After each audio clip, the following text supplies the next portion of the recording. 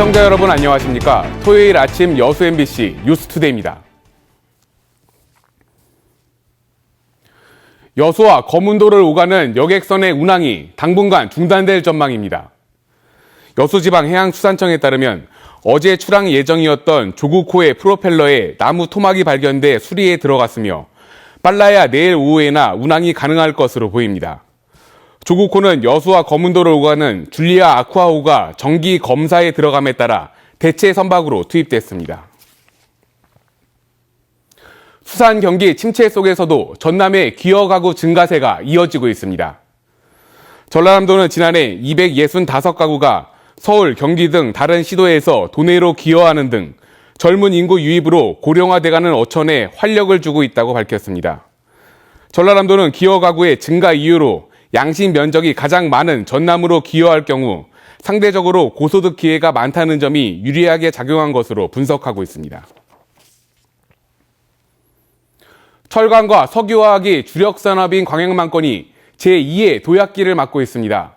대규모 투자 유치와 산단 개발, 산업 구조의 고도화를 통해 우리나라 중추 산업지대로 발돋움하고 있습니다. 전수호 기자가 보도합니다. 광양만권의 신성장 동력이 될 세풍산단이 올 상반기에 착공됩니다.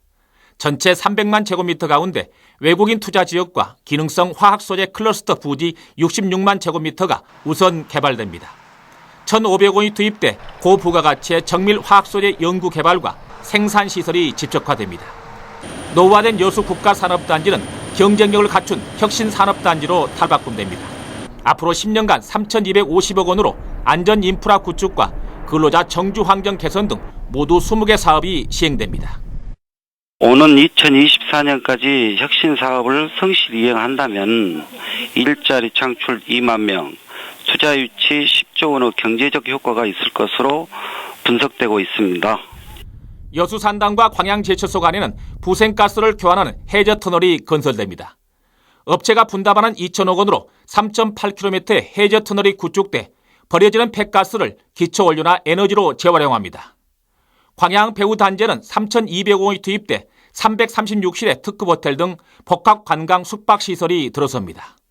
다음 달에는 여수의 GS그룹이 지원하는 전남 창조경제혁신센터가 문을 열어 신성장 창조 산업의 거점 역할을 하게 됩니다. MBC 뉴스 전승우입니다. 중흥건설에 대한 비자금 조성 의혹 등과 관련해 회사 자금 담당 간부가 검찰에 구속됐습니다. 광주지검 순천지청은 어제 특정경제범죄 가중처벌법 위반 혐의로 중흥건설 자금 담당 부사장인 57살 이모 씨를 구속했습니다. 검찰은 지난 1일 이 씨를 체포해 조사를 벌였으며 이를 통해 수십억 원대의 횡령과 100억 원대의 비자금 조성 사실을 확인한 것으로 알려졌습니다. 검찰은 관계자들을 추가로 소환해 이달 말쯤 중흥건설에 대한 수사를 마무리할 방침입니다. 여수시가 젊은 층을 대상으로 한 인구 증가 정책을 시행합니다. 여수시는 이달 현재 시 인구가 29만 600여 명으로 29만 명 붕괴 가능성이 높아지자 올해 1,000명 증가를 목표로 삼고 전남대 여수 캠퍼스 학생들의 주소 이전을 위해 여수에서 영화를 볼 경우 1인당 3,000원씩 지원하도록 할 계획입니다.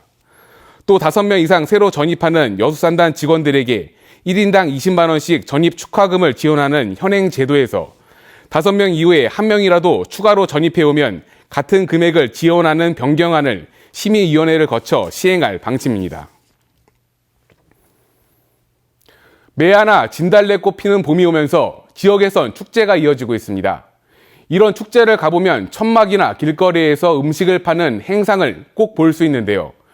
이들 때문에 지역 경제 활성화라는 축제의 본래 목적이 흐려진다는 지적이 나옵니다. 축제장 곳곳에 보이는 하얀색 천막. 가까이 가보니 빙어회며 잔치국수 같은 갖가지 음식들에 술까지 팔고 있습니다. 큰 길가는 모두 천막들이 점령했고 그 옆 인도엔 파라솔을 친 노점상들이 빼곡히 들어찼습니다. 대부분 전국 축제와 행사장을 돌아다니며 전문적으로 음식과 물건을 파는 행상들입니다. 우리가 전국 보러 가야지요. 다 알지 뭐 거의. 우리는 그냥 땅값 주인은 땅 올리니까 땅값 조금 더 쓰고 하는 거예요. 지역 축제 때마다 보이는 이런 상인들은 보통 길거리에 좌판을 깔거나 청년회 같은 마을 조직과 협의해 사용료를 내고 장사를 하는 것으로 알려져 있습니다. 문제는 이 같은 영업 자체가 대부분 불법으로 이루어진다는 데 있습니다.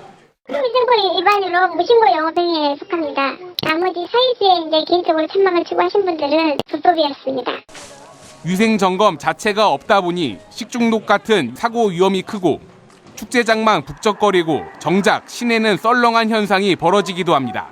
그러면 지역분들이 가서 하시면 거기에서 매출이 일어나고 그게 이제 경제가 활성화되는 거예요. 굳이 외지에서 불러다가 일부 지자체에선 행정력을 동원해 천막을 철거하기도 하지만 축제장 주변 주민들의 반발과 함께 지자체 부서마다 흩어져 있는 업무 때문에 단속 자체가 힘들기도 합니다. 도로에서 하는 건 도로관리사 없었고요. 음식을 판다 이런 거는 보건위생과고요. 제발 단속해주세요. 제발 협조해주세요. 달마다 빠지지 않고 이어지는 지역 축제. 화려한 겉모습도 중요하지만 누구를 위한 축제인지 고민해야 할 때입니다. MBC 뉴스 권남기입니다. 남학 신도시가 수년 전부터 하수 처리에 애를 먹고 있습니다. 일부를 목포 하수 처리장에서 처리하는 등 임시 방편으로 고비를 넘기고 있는데 개발 시행사의 늑장 대처가 도마 위에 올랐습니다. 문현철 기자가 취재했습니다. 오감과 남학 쪽에서 발생하는 하수를 처리하고 있는 남학 하수 처리장입니다. 하루 최대 처리량이 12,000톤. 그런데 3년 전부터 처리 능력을 초과하면서 하루 최대 4,000톤가량을 목포 남해하수처리장에서 처리하고 있습니다.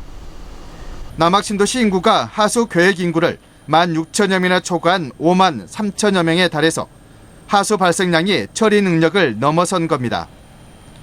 남학 신도시를 개발한 전남개발공사가 계획보다 3년 넘게 하수 처리장 증설에 늦장을 부리면서 이 같은 상황을 초래했습니다. 뒤늦게 증설하겠다고 나섰는데 빨라야 2017년 말쯤에야 가동될 것으로 보입니다. 2015년 4월까지 저희들이 행정절차를 이행을 하고 설계 자문을 거쳐서 2015년 5월에 착공을 해서 2017년 9월에 준공을 해서 증설이 늦어지면서 남학 신도시에는 하수 문제가 발등에 떨어진 불입니다. 짓고 있는 주상복합 건물과 상가 건물, 대형 쇼핑센터 등의 건축 행위가 제약을 받을 것으로 우려됩니다. 오수 발생의 큰 건물들은 지금 현재 꼽으면 역류가 예상이 되기 때문에 남학 하수처리장이 증설이 완료된 이후에 접합이 돼야 됩니다. 남학 신도시 인구는 앞으로도 10,000명 이상 더 늘어날 전망입니다. 대체 수단인 남해 하수처리장도 한계에 봉착할 수밖에 없어 하수 대란까지 걱정해야 하는 상황. 애초 수요 예측을 꼼꼼히 하고 증설을 계획대로 했더라면 피할 수 있었던 사태였습니다. MBC 뉴스 문현철입니다. 빛가람 혁신도시에 공공기관이 들어오면서 지역 청년들의 기대와 관심이 부쩍 높아졌습니다. 이런 관심이 실제 취업으로 이어질 가능성도 전보단 높아졌습니다. 한신구 기자입니다. 1,000명을 수용하는 강당안이 젊은이들로 꽉 들어찼습니다. 자리를 잡지 못한 이들은 통로에 주저앉았고 그마저도 부족해 강당 밖에도 진을 쳤습니다. 청년들이 모인 이 자리는 한정관 농어촌공사 등 빛가람 혁신도시의 5개 공공기관에 참여한 채용 설명회. 저뿐만 아니라 모든 학생들이 관심이 많다고 보는데요. 그래서 이렇게 많이 온 것 같아요. 모두들 원하는 꿈의 직장이니까.